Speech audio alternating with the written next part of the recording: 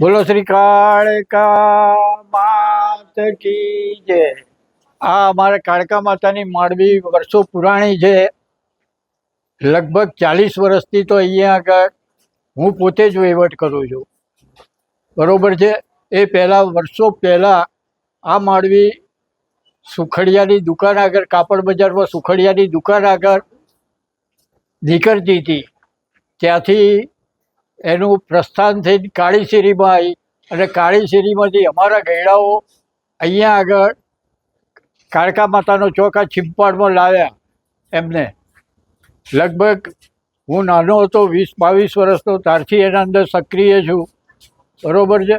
અને એના અંદર માતાજીની દિવસે દિવસે પ્રગતિ જ થાય છે અહીંયા આગળ।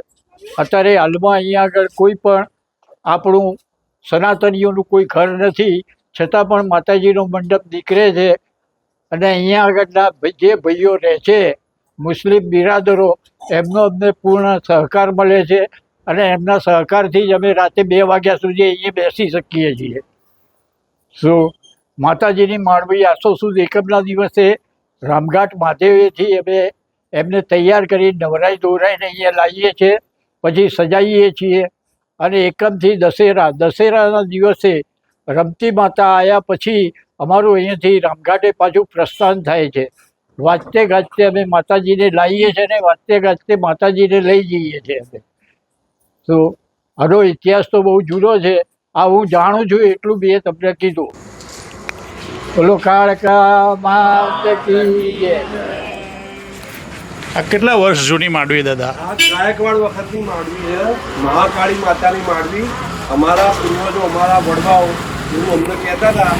અમારી મારા ચોથી પેઢી, પાંચમી પેઢી એ લોકોની વાર્તાઓ સાંભળેલી કે ભાઈ આ માતાજી ગાયકવાડ વખતના માતાજી છે। અને વર્ષો પહેલાં અહીંયા હિન્દુ કોમ્યુનિટી રહેતી હતી, જે લઘુમતી કોમના જે કહેવાય એ લગભગ 5% જ ઘર હતા। પણ આજ એક પણ હિન્દુનું ઘર ના હોવા છતાં લોકો બીજે વસવાટ કરે છે। અમદાવાદ, વડોદરા, રાજકોટ પોતપોતાના ધંધાર્થે નીકળી ગયા, જન્મભૂમિ છોડીને અને કર્મો કરવા માટે કર્મભૂમિમાં જતા રહ્યા। પણ દશેરાના દિવસે અહીંયા દરેક ઠેક ઠેકાણાથી લોકો આવે છે। અને આ એરિયાનો એક પણ ઘર, હિન્દુનું એક પણ ઘર એવું નથી કે જે માતાજી એને સુખી ના કર્યા હોય, ખૂબ સુખિયા કર્યા છે। કે આજથી 30 વર્ષ પહેલા જ આ એરિયાની અંદર 2 વ્હીલરો લોકો પાસે નહોતા। આજે દરેકના ઘરે આ કાળી શેરીથી લઈને ઘુમટિયા દરવાજા સુધી મારા હિસાબે વધારે નહીં 50 થી 70 ગાડીઓના માલિક આ એરિયાના લોકો છે। એક એક ઘરમાં 2-3 ગાડીઓ છે। માતાજીની ખૂબ કૃપા વરસી છે અને લોકોને ખૂબ શ્રદ્ધા છે। એટલે પોતાના એરિયામાંથી પણ ગમે ત્યાં કડીમાં રહેતા હોય તો રોજ 50, 60, 70 માણસો આરતીમાં હાજર રહે છે, ખૂબ શ્રદ્ધાપૂર્વક। અને લોકોની ભાવનાઓ સિદ્ધ થાય છે, લોકોની શ્રદ્ધા સિદ્ધ થાય છે અને લોકોને ખૂબ આશીર્વાદ મળે માતાજીના। અને દરેક લોકો જે અહીંયા આવે છે એ 4-4, 5-5, 7-7 પેઢીના જૂના લોકો અહીંયા આવે છે। હજી આ માતાજીનો એ લોકોએ આશીર્વાદ લેવાનું બંધ કર્યું નથી। ગમે ત્યાં હોય, બહારગામ હોય તો પણ એ લોકો અહીંયા પધારે છે અને માતાજીનો ખૂબ ખૂબ એમનો આશીર્વાદ છે। મહાકાળી માતાના આ એરિયા ઉપર ખરેખર ખૂબ ખૂબ આશીર્વાદ છે।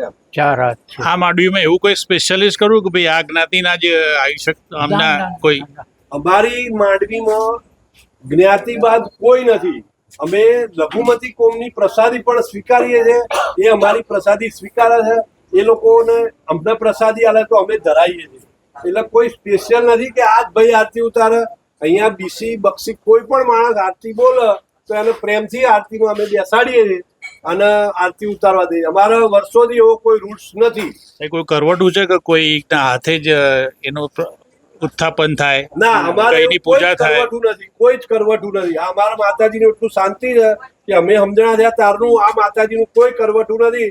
પણ એક વિધિ કહો તો અમારે જ્યાં સુધી રમતી માતા ના આવે અહીંયા અને રમતી માતા ભેગા ના થાય, એમનું એ આયા પહેલા અમારા અહીં માતાજીનું ઉત્થાપન થાય ને રમતી માતા અહીં આવે અને એમનો ગરબો થયા પછી અમે અહીં ગાડીથી પ્રસ્થાન કરીએ રામઘાટ જવા માટે, અમારા માતાજીને વળવા માટે। રમતીમાં કયા એરિયા? રમતી માતા લવારકુઈના, એ રજવાડી ગાયકવાડ વખતના જ છે। અને અમે સમજણા હતા ત્યારથી લોકો કહે છે કે રમતી માતાનો રૂટ લવારકુઈથી નીકળી 3 પગથિયાથી જૂની પોસ્ટ ઓફિસ, જૂની પોસ્ટ ઓફિસથી તીન બત્તીથી અંબાજી માતાના મંદિર અંબાજી માતાનું મંદિરથી આ કાપડ બજાર થઈને કાળી શેરીના નાકે થઈને એ અહીંયાથી નીકળીને પાળાપુર મુકામે જાય છે.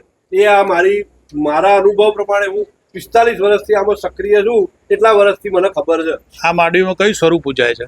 આ માંડવીમાં મહાકાળી માતાનું. અને રમતીમાં કયું સ્વરૂપ છે? રમતી માતા એ અમે રમતી માતાના નામથી ઓળખીએ. લવારકુઈના ચોકમાં રમતી માતા. એટલે બહુચરમાં કહેવાય ને.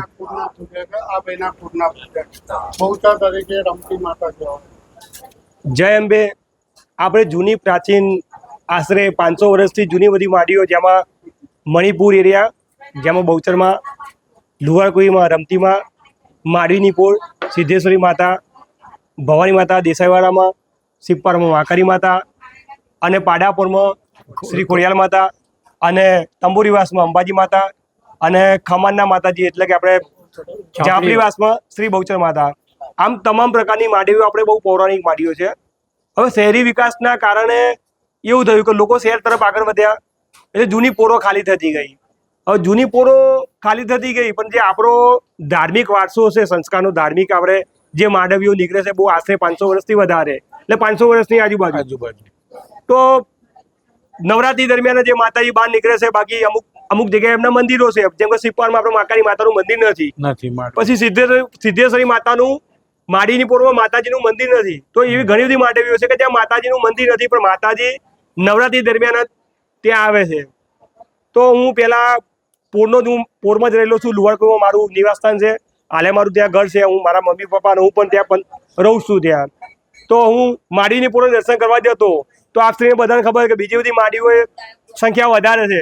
માંડવીની પોર આખી ભરત કાકા ખાલી થઈ ગઈ છે.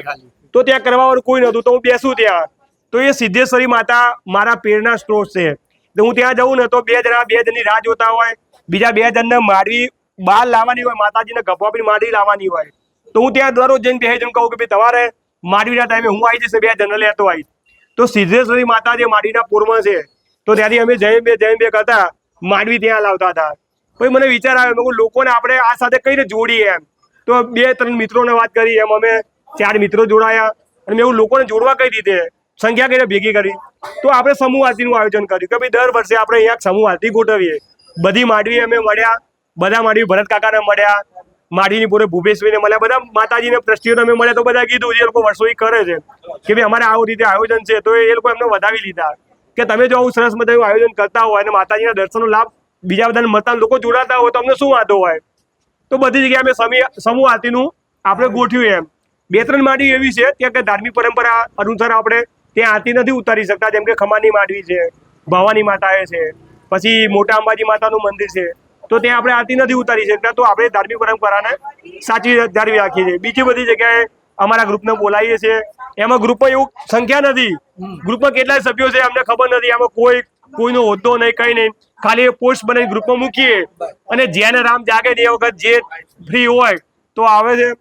4 વર્ષ પહેલાની પરિસ્થિતિ તમે જોતા હશો, ભરત કાકાને ખબર હશે કે 4 વર્ષ પહેલા બધું ધીમે ધીમે બધી લોકોના પ્રયાસથી અમારે બધી પોરો આમ આપણે એવું લાગે જીવતી થઈ હોય, જીવંત બની હોય એવું આપણને લાગી રહ્યું છે. વધારો કરીને બધાનો સહકાર છે. આ તો આપણે ખાલી એક માતાજી તરફનો પ્રયત્ન હતો, એમાં બધાએ સાથ સહકાર આપ્યો છે. કોઈએ કશું કર્યું નથી, બધાને માતાજીએ જગાડ્યા છે. અને મારો પોતાનો અનુભવ કહું, અને જેટલા લોકો આની અંદર દિવસે દિવસે જોડાય છે એ બધાનો પર્સનલી મને પત્રીભાઈ એવો છે કે અમે જે કરતા હતા, અમે જે માંડવીએ આવીએ છીએ ને, તો એ લોકોના દિવસોમાં એવા સુખનો સૂરજ ઉગ્યો છે ને. પર્સનલી મારા પોતાની વાત કરું છું, હું જ પોતે બહુ બધી કઠિનાઈમાં જીવતો હતો, બહુ સ્ટ્રગલો કર્યા. એ હર્ષદભાઈને પણ ખબર છે, બધાને ખબર છે. પણ જ્યારથી માંડવી આવતો થઈ ગયો, નવરાત્રીમાં જેટલા બી પૈસાનું કામ આવે તો મારો ટાર્ગેટ જૂની પ્રાચીન માંડવીઓ જ હોય છે. અને લોકોએ બહુ સહકાર આપ્યો. ડોક્ટર સાહેબને કહું તો ડોક્ટર સાહેબ આવે, કન્યા વિશ્વ હિન્દુ પરિષદ, બજરંગ, બધા દરરોજ જોડાયા. ભારતીય જનતા પક્ષના લોકો બી આવે છે, બધાને કહીએ છીએ, બધા જોડાય છે.